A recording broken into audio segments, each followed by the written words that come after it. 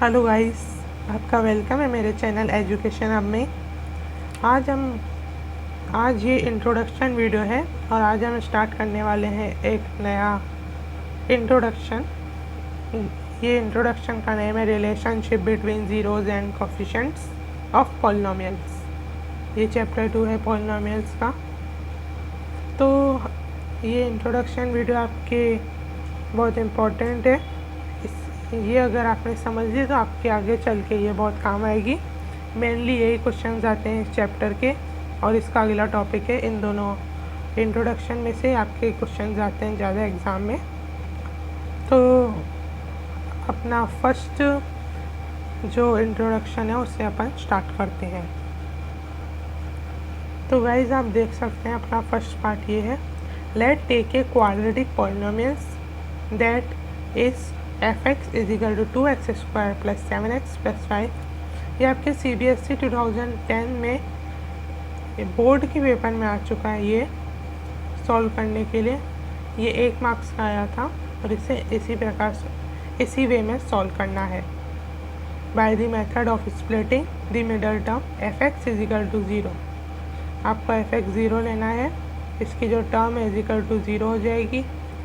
फिर जो इसकी मिडल टर्म को स्प्लिट करने के लिए आपको एक मेथड आना चाहिए। आपको सबसे पहले कांस्टेंट टर्म और फर्स्ट टर्म जो है 2 और 5, इनको आपको सबसे पहले इनटू करना है। 5 2 होता है 10 और आपको फिर लेना है यहाँ पे एक ऐसा LCM। मैं आपको लिख के बताता हूँ।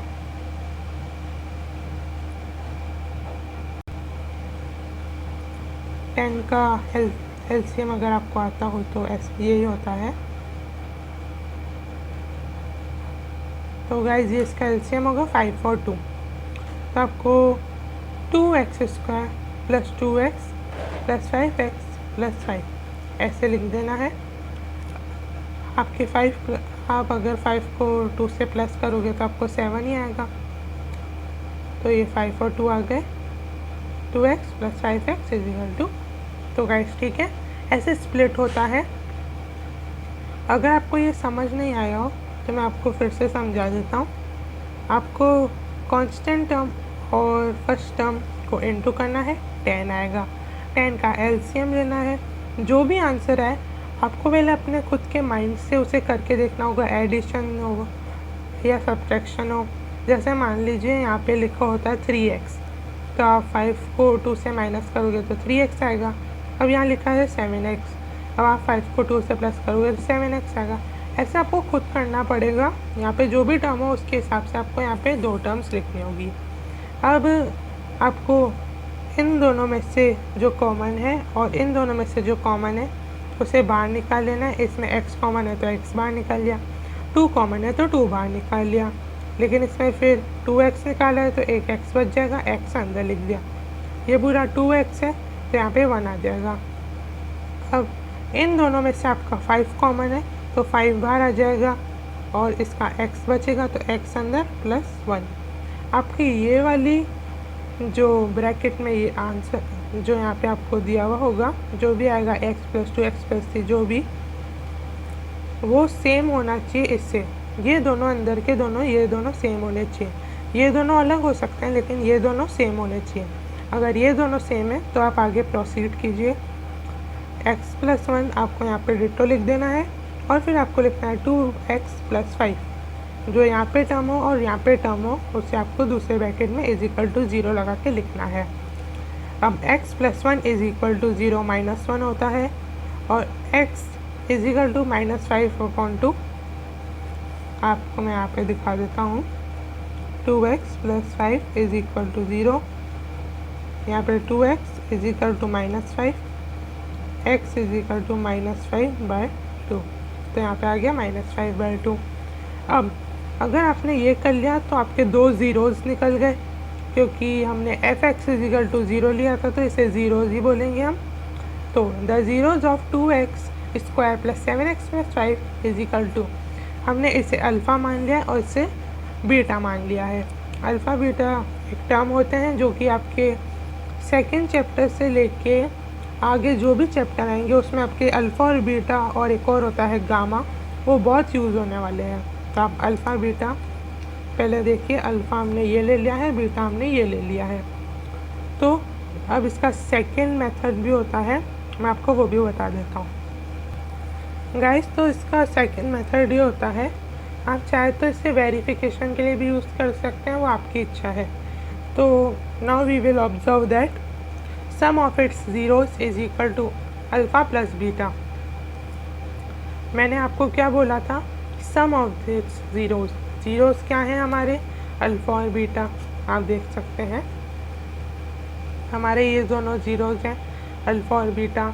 यहाँ पे है सम, तो आप अल्फ़ा और बीटा को प्लस कर दोगे। तो अब आप यहाँ पे देख सकते हैं अल्फ़ा प्लस बीटा, अल्फ़ा है -1 और बीटा है -5/2, तो हम यहाँ पे इन्हें प्लस कर देंगे। अब जो भी आपको एलसीएम करके जो भी आपका आंसर आए, -7/2 आपका आंसर आना चाहिए, वो इज इक्वल टू होगा minus coefficient of x upon coefficient of x square. यानी कि आप देख सकते हैं जो -7 है वो कोफिशिएंट ऑफ एक्स होगा। यहाँ पे देखिए x का कोफिशिएंट ये है, एक्स स्क्वायर का कोफिशिएंट 2 है, तो यहाँ 2 आ गया, कोफिशिएंट ऑफ एक्स स्क्वायर, और ये है कोफिशिएंट ऑफ एक्स। ये और यहाँ पे माइनस का साइन भी लगा हुआ है, इसलिए साइन के आगे माइनस आ जाएगा। तो गाइज अब देखते हैं प्रोडक्ट ऑफ इट्स ज़ीरोज़। तो guys product of its zeros होता है अल्फ़ा बीटा, प्रोडक्ट होता है इनटू मतलब मल्टीप्लिकेशन, तो अल्फ़ा और बीटा का मल्टीप्लिकेशन हो जाएगा। और माइनस अल्फ़ा हमारा -1 था, बीटा हमारा -5/2 था, तो ये इनटू हो जाएगा। इससे माइनस माइनस प्लस हो जाएंगे, 5 × 1 5 हो जाएगा, 2 का 2 आ जाएगा, तो हमारा प्लस 5/2 आया है। और 5 हमारी क्या थी, कांस्टेंट टर्म, 2 क्या था, कोफिशिएंट ऑफ एक्स स्क्वायर। ये आप प्रूफ के लिए भी यूज़ कर सकते हैं, यानी कि मैंने आपको इसका प्रूफ बताया कि ये कांस्टेंट टर्म ऑफ और upon coefficient of x square कैसे आया।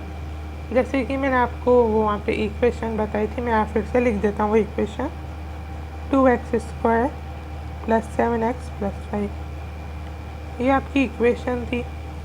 तो इसमें कांस्टेंट टर्म 5 है, ये देखिए, कोफिशिएंट ऑफ एक्स स्क्वायर का कोफिशिएंट क्या है, 2, तो यहाँ देख लीजिए 2 आ गया है। तो गाइस अपना फर्स्ट वाला तो कंप्लीट हो चुका है, अब सेकंड देख रहे हैं, सेकंड क्या है। तो गाइस सेकंड पार्ट में है let take a cubic polynomial that is, अभी अपन ने इससे पहले पढ़ा था क्वाड्रेटिक पॉलिनोमियल, अब हम पढ़ेंगे क्यूबिक पॉलिनोमियल्स। क्यूबिक पॉलिनोमियल्स में 3 ज़ीरोज़ होते हैं और क्वाड्रेटिक पॉलिनोमियल 2 ज़ीरोज़ होते हैं। जैसे कि मैंने आपको अल्फ़ा बीटा बताया था, वो 2 ज़ीरोज़ होंगे, और क्यूबिक पॉलिनोमियल 3 ज़ीरोज़, यानी कि अल्फ़ा बीटा और गामा। ओके गाइस, तो अब अपन स्टार्ट करते हैं क्यूबिक पॉलिनोमियल्स को। इसका हमने ये लिया है, एक पॉलिनोमियल लिया है हमने ये, जो कि है 6x³ + 5x² - 12x + 4। तो गाइस हम इसे मतलब दूसरे तरीके से सॉल्व करेंगे। जैसे क्वाड्रेटिक में हमने बीच में से स्प्लिट करके सॉल्व किया था, वो तो अब आपको आ ही गया होगा। वैसे ही सेम टू सेम आपको इसमें भी वैसे ही करना है। तो गाइस अब आप उसमें आपको लेकिन यहाँ पे एक टर्म को बाहर निकालना होगा और इन 3 टर्म में से x को आपको करना होगा, तो आपको आता ही होगा। तो अभी अपन इससे देखते हैं।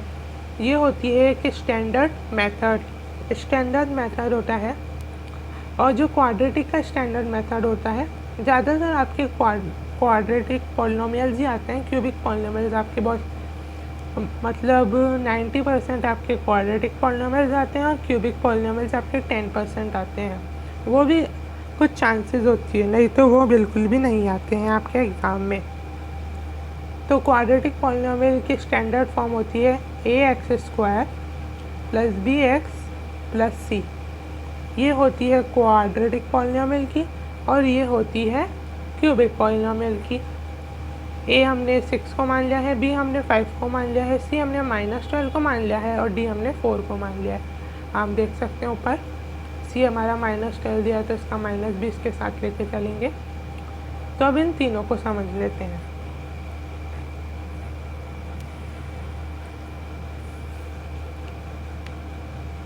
गाइस अब आप देखिए सम ऑफ द जीरोज और प्रोडक्ट ऑफ द जीरोज तो ऊपर भी आए थे, लेकिन इसमें थर्ड पार्ट एक और है। सम ऑफ द जीरोज होता है coefficient of x square upon coefficient of x cube. तो गाइस आप देख सकते हैं, मैं आपको थोड़ा ऊपर करके दिखा देता हूँ। अपनी इक्वेशन थी coefficient of x cube. Coefficient क्या है? X cube, sorry guys, x square का 5, लेकिन यहाँ पे माइनस है तो ये -5 हो जाएगा। और कोफिशिएंट ऑफ एक्स क्यूब है 6, तो ये 6। तो गाइस इसका यहाँ पे बन जाएगा -b/a, यानी कि b/a, और यहाँ पे माइनस आ रहा है तो -b/a हो जाएगा।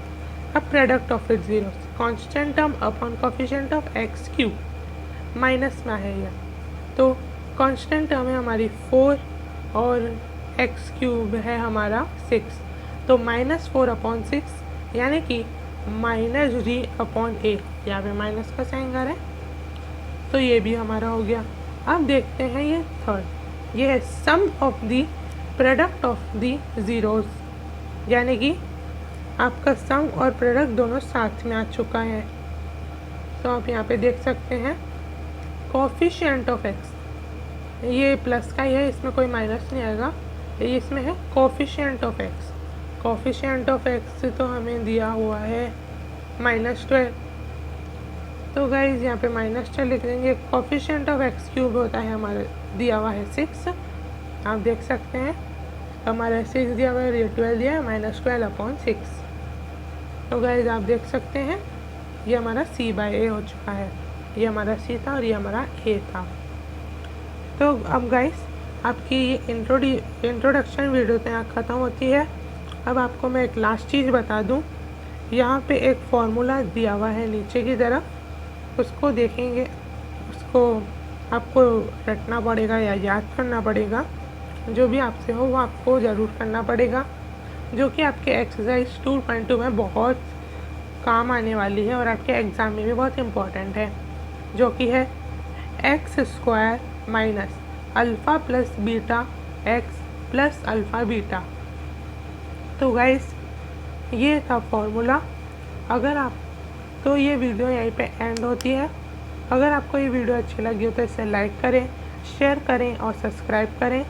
और अगर आपको मेरी चैनल की वीडियोस पसंद आ रही है तो आप मेरे चैनल को सब्सक्राइब करें और नई नई वीडियोस का मज़े उठाएं। तब तक के लिए गुड बाय।